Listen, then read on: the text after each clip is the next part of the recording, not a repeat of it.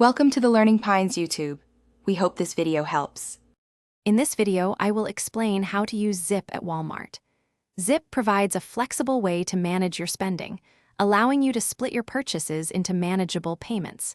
It is a straightforward process whether you are shopping at a physical store or browsing online.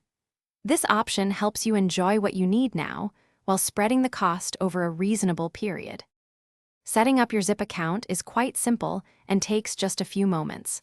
Once the app is installed, you will quickly walk through the sign-up process, ensuring your payment method is ready for use. This quick approval means you can start shopping with Zip almost immediately. It provides a clear spending limit, so you always know your budget beforehand. Using Zip for your Walmart purchases is seamless, whether you are physically in a store or browsing online. In store, the app provides a temporary card number to complete your payment quickly. Online, it integrates directly into the checkout flow, making it an effortless selection. Remember, your initial payment is processed right away, covering a portion of your total purchase.